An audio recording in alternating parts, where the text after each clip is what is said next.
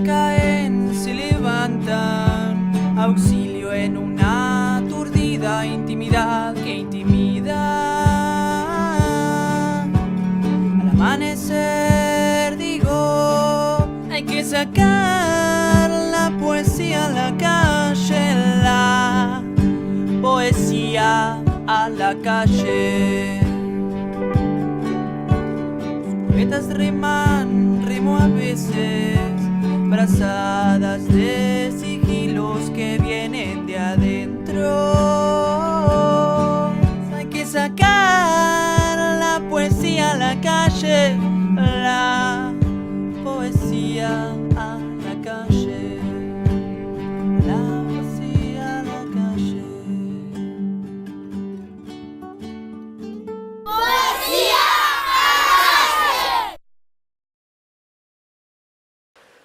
Estamos en otra emisión de Poesía a la Calle.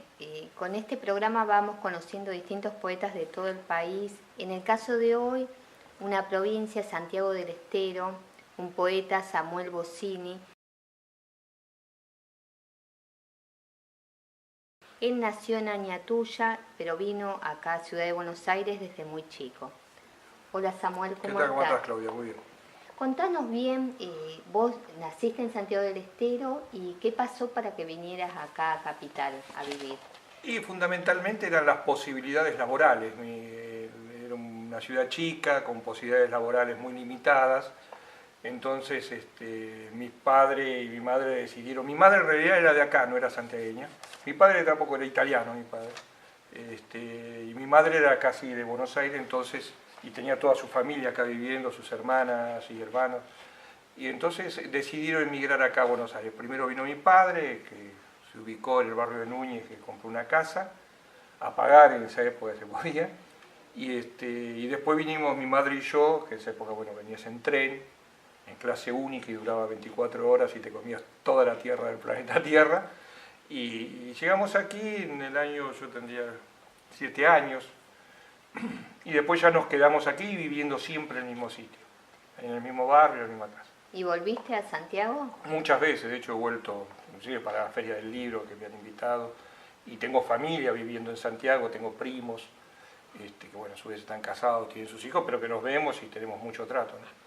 ¿Y tenés idea de cómo es el panorama de poetas allá ahora? Y hay poetas, bueno, de la talla de Alberto Tasso, de Kiko Salgado, que si viven acá, Kiko está muy comunicado, Avendaño, hay muchos poetas y muy buenos, y hay también críticos, está el caso de Marta Terrera, que es una estudiosa de toda la poesía de Santiago del Estero, en general de la literatura, pero en particular de Santiago del Estero, y del NOA, ¿no?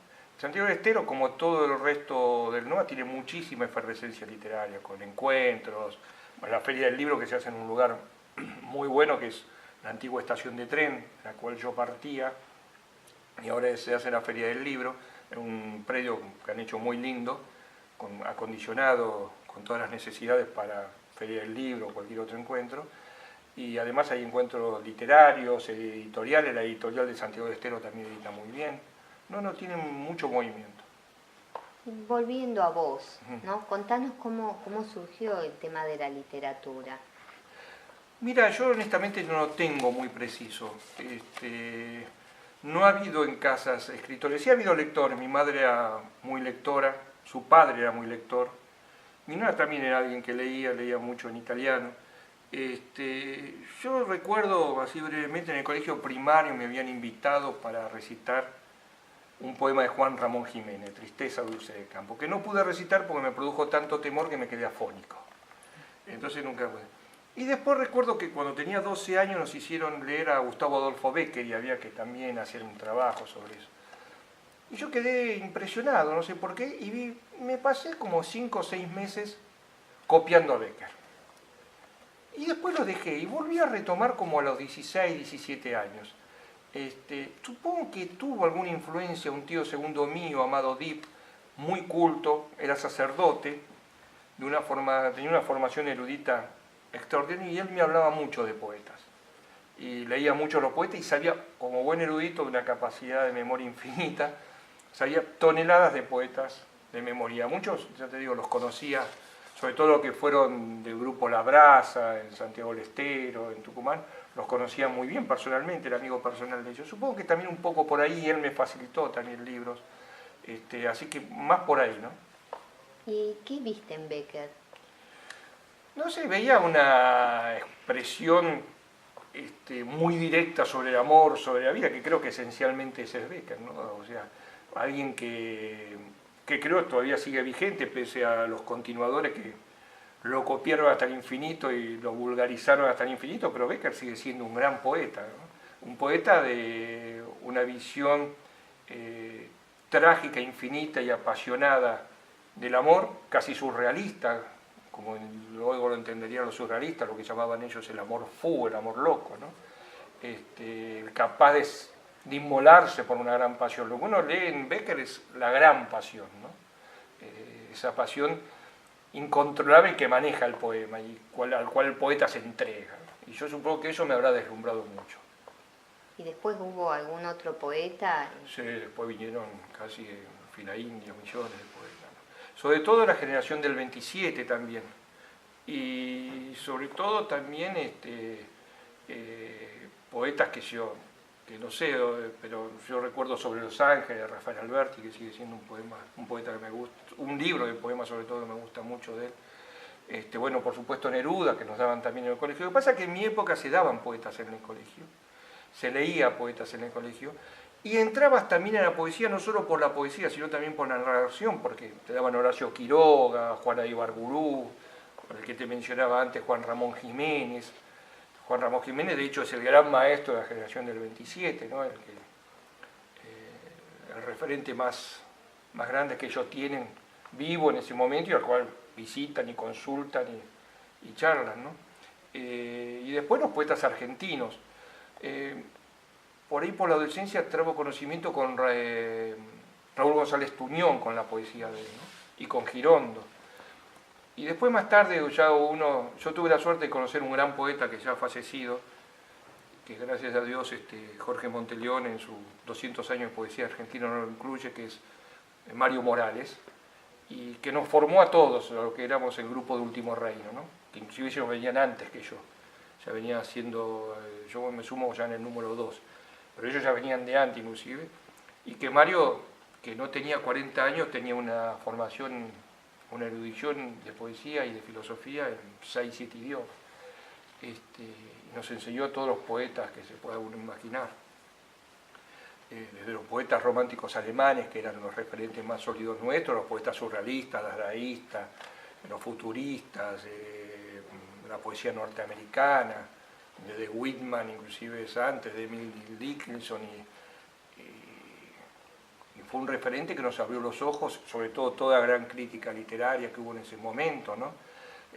Con referentes también argentinos como era Poesía Buenos Aires, que el gran valor que tiene Poesía Buenos Aires, además de los poetas que lo integraban, era la cantidad de lecturas que abrió para la época. Munier, René Char, conocidos por él. De hecho, en el año 79, cuando a Odisías Eliti le dan el Premio Nobel de Literatura, la única traducción en castellano que había de Odisías Eliti había hecho Poesía Buenos Aires en los años 50, de unos poemas en un número de revista. Contanos sobre las revistas, vos participaste en varias. Sí, lo que pasa es, no sé ahora cómo... Hay también revistas y siempre las habrá literarias y ojalá que nunca falten.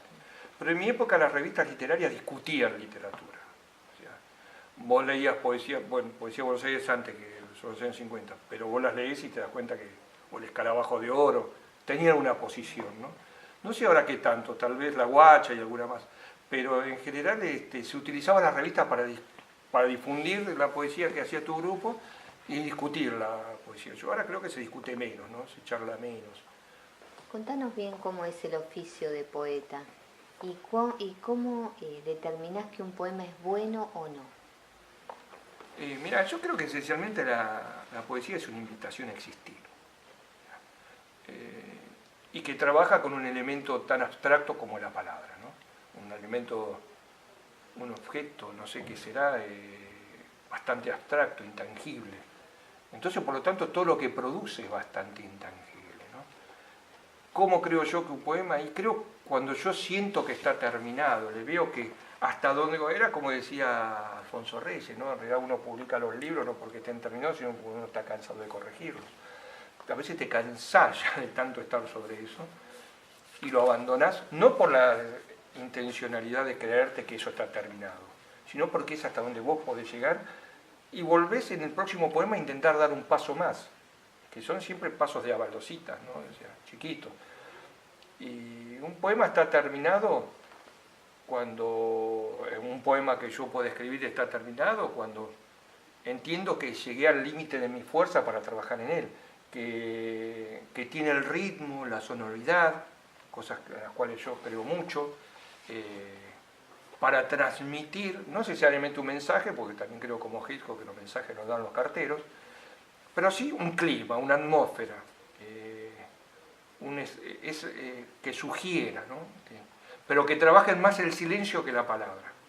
Yendo a tus libros, contanos bien cómo se llaman y de qué tratan.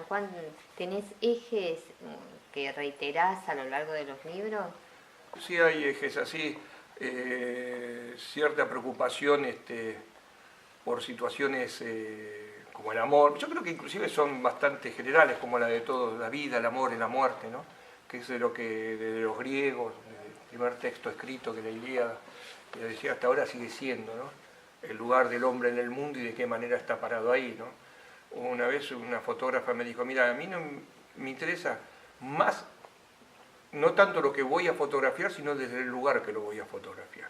Y creo que eso explica también un poco la poesía, ¿no? Y la poesía es desde dónde está parado el poeta para decir lo mismo que se viene diciendo milenariamente, que la vida, el amor y la muerte, y lo que ello implica, las contradicciones, las dudas, los desencuentros, las imposibilidades, el cómo desenvolverse en eso con esas pobres, tristes armas con las que nace el ser humano y que a través del tiempo tratan de incrementarlas y mejorarlas. Algunos caen en el intento, otros, como decía Beckett, fracasan cada vez mejor, entonces van mejorando de alguna manera mejor y sobrevive.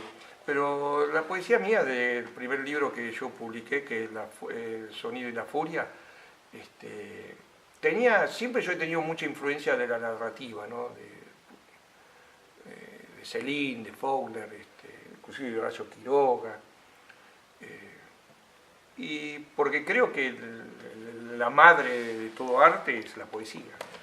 Creo que esos textos, desde sus personajes, la ambientación, la atmósfera, creo que en lo que yo escribo, yo trato siempre de prevalecer, gracias al ritmo y a algún sonido, la atmósfera, el clima. Para mí es importante la atmósfera y el clima. También lo pido en la pintura, no sé, a mí no me interesa el virtuosismo, no me interesa el virtuosismo ni en la música, ni en la pintura, ni en nada. Me interesa una expresión que es llevada por el hombre y trasladada de sus mecanismos propios con todas las limitaciones que esto pueda tener, ¿no? Samuel, ¿nos podés leer 2 poemas tuyos? Sí, como no. Que se llama Carta de despedida de un enamorado. Nada hay, amor, nada. Ni brazos emergiendo de los bosques con dedos inclinados. Nada, amor mío. Ya nadie recuesta el alma sobre aquel árbol que se curva sobre el agua, pura y abundante. Nada hay, amor. Los cuerpos buscan un espacio donde correr de una punta a otra sin acabar como hormigas nerviosas dentro de un vaso.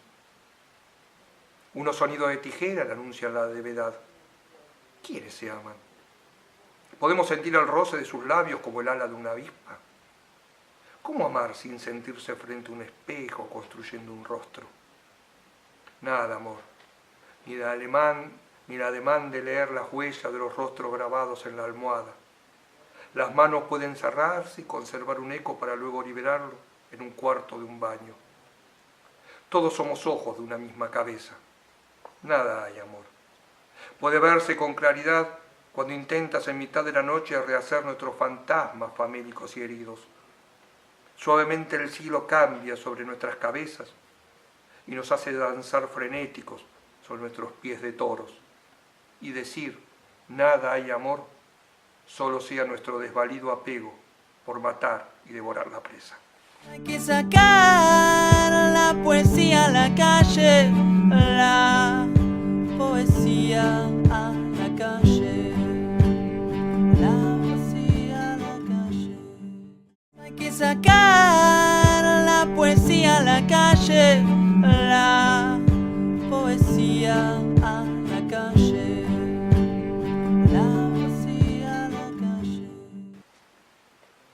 una ballena golpeó su mandíbula contra una roca. Debió hundirse en lo más profundo de las aguas y enterrar su quijada en la arena hasta sanar. Levantando los ojos, podrá saber del mundo a través de reflejos. Por unos días será como los hombres. Yo creo que esencialmente el poeta debe ser un observador que está parado en un sitio. Y que ese sitio donde está parado es donde se invita a existir y desde donde él tiene la mirada, mira al mundo. O sea, no puede haber una obra de arte en general sin una visión del mundo. La poesía no es palabras solamente, no es juntar palabras y soniditos y que suene y entonces digo, la casa que está incendiándose es la casa de hielo. Y fuego, hielo, se contradicen. Dale, sorprendo. No, porque eso es, como ya ven, bastante fácil, se puede hacer 20, 30 por segundo. El problema es que eso que venga dentro de un contexto de una visión del mundo. La que fuera, inclusive la que no me gusta ni me interesa. Pero está parada en un lugar del mundo, está observando el mundo desde un lugar. Y creo que esa es la poesía que siempre termina prevaleciendo, ¿no? O sea, uno lee a los surrealistas y están parados desde un lugar en el mundo, desde Eluard, que hace una poesía amorosa y se dice que el amor existe antes y después, la poesía amorosa existe antes y después de Eluard, o tenías te dije, Bretona antes, una poesía de imagen, así totalmente despojada de cualquier referente entre comillas de la realidad, porque apuestan al sueño, pero están siempre parados en algún sitio. O a veces que no, a veces tenía un compromiso, de hecho está preso en el fascismo, pero el hombre está parado en un sitio, ¿no? Y desde ese lugar construye su poética. Porque la poética se construye desde la baldosa en que estás parado, no existe otro secreto. Y la lectura, ¿no? ¿Y tu poesía desde dónde se construye? Yo creo que yo esencialmente a mí me ha construido las lecturas que una de las que te mencionaba y los maestros que te he mencionado, y me ha formado también en la calle, ¿no? O sea, tengo mucha influencia de la calle, o sea, la necesito yo la calle, yo vivo la calle, la vivo desde chico, me pasó más tiempo en la calle que entre cuatro paredes, ¿no? Y por eso también por ahí poetas como Girondo o Raúl González Tuñón, siempre me han gustado mucho, ¿no? Pues son poemas, cuando digo la calle no solamente digo la vereda o el barrio de la capital federal, la calle como paisaje, ¿no? No soy un... ¿Qué sí. produce en vos? A mí la calle siempre me invita, siempre para mí la calle es una invitación, siempre hay un secreto, ¿no? La calle como que siempre tiene un secreto, el afuera siempre tiene un secreto que está disponible, en la cual uno debe estar atento. No atento en el sentido de no ver otra cosa, sino atento de dónde se para uno para que ese secreto se manifieste y después te pueda ser parte de la herramienta para escribir un texto, ¿no? Pero la calle siempre es una invitación abierta, ¿no? Y creo que hay tantas invitaciones como seres humanos, como hay tantas ideas de belleza como seres humanos, todas válidas, y cada uno va a buscar a la calle su parte, la parte que le pertenece, que de alguna manera esa parte lo busca uno y de alguna manera uno sueña con encontrarla. No sé si existe la cita precisa, ¿no? Uno cree por momentos que sí, por momentos no está tan seguro y sigue en una idea de encuentro, no de búsqueda, porque yo creo que las cosas se encuentran, ¿no?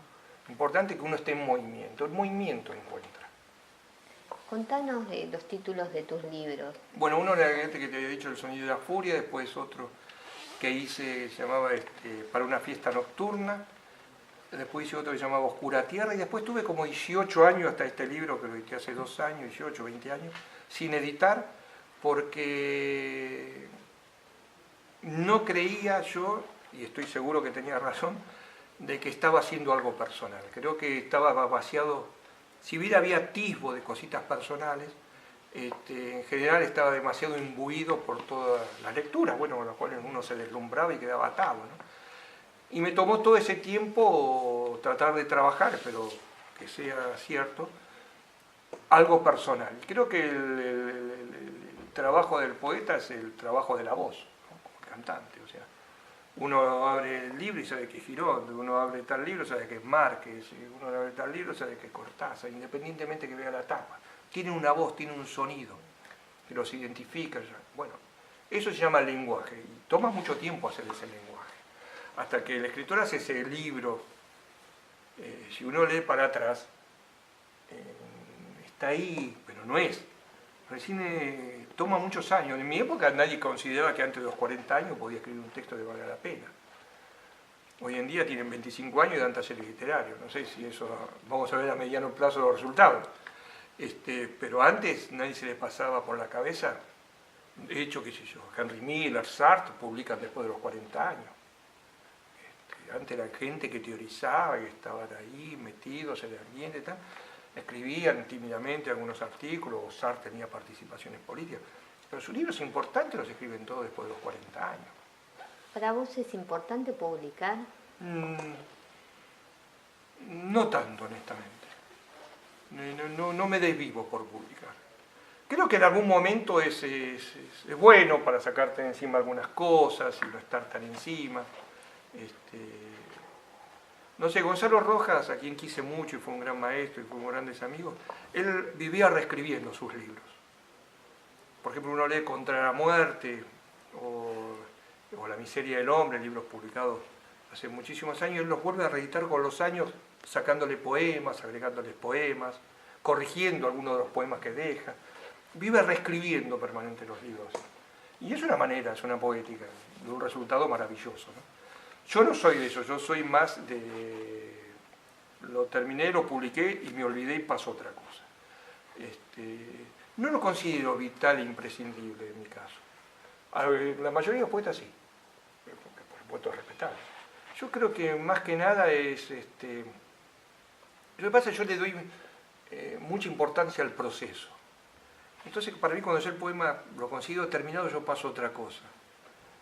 A mí me imbuye mucho el proceso de armar el libro, de cómo lo voy a armar, de cómo va a ser, y eso a mí me lleva tiempo, desde poner el título que no me resulta fácil, hasta todo el armado del libro, ¿no? De qué poemas van a ir, cómo van a ir, cuál va primero, cuál va segundo, leerlo varias veces a ver si tiene un armado más o menos coherente, por lo menos coherente para mí.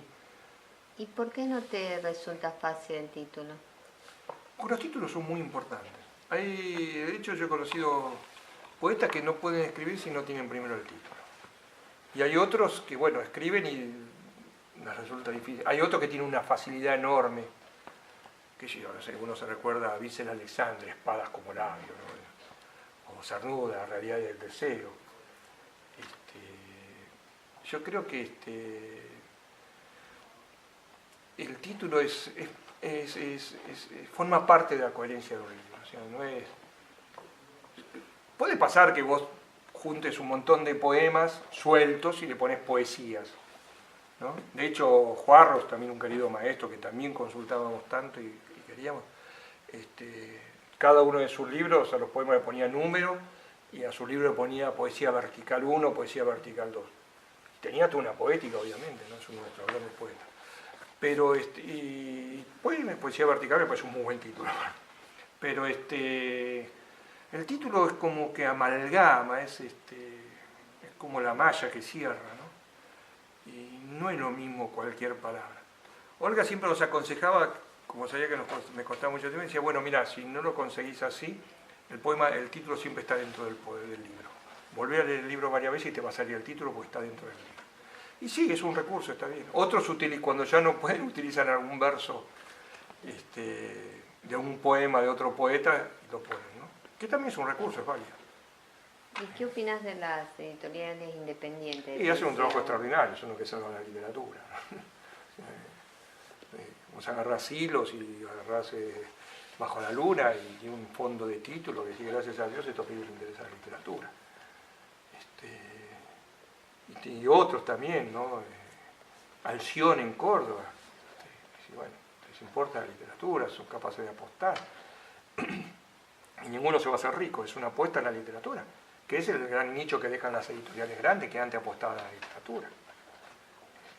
O sea, para que Alfaguara venga a te porque ganaste el Cervantes, o estás a punto de ganarlo, entonces quiere tener la exclusiva para vender.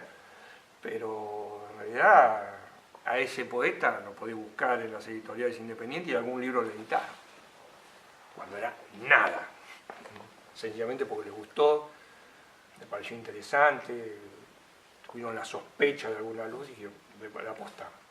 Pero si no, no. Si no, si las editoriales independientes no existe. Como la gran literatura se discute en los talleres literarios en general.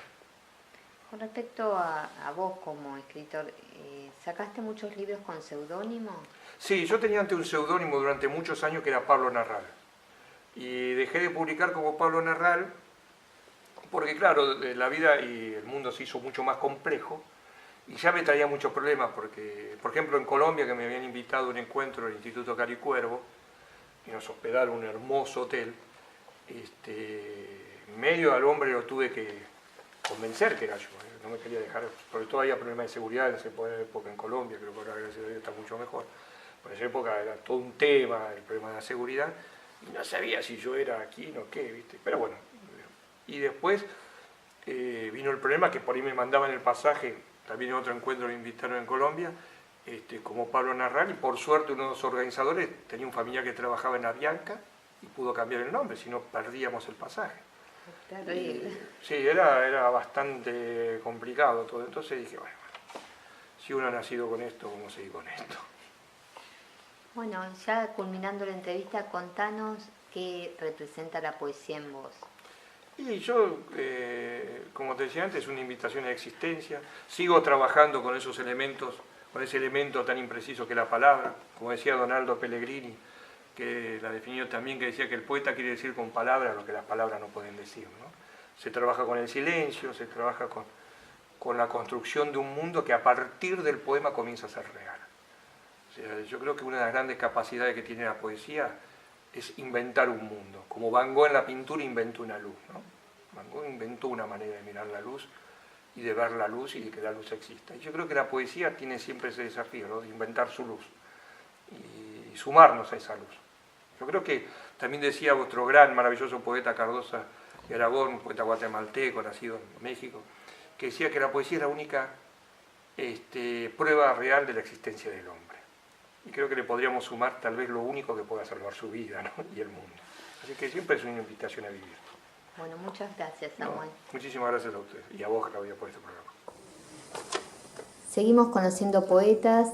En el día de hoy, Samuel Bossini, realmente un placer haber charlado con él y vamos a entrevistarlo otra vez porque tiene muchísimas cosas para decir. Hay mucha historia de vida en todo lo que cuenta. Como siempre digo, poesía de todos y para todos. Una poesía que salga a la calle, que se mezcle con la gente. Hasta el próximo programa. Las elegías caen, se levantan, auxilio en una aturdida intimidad que intimida.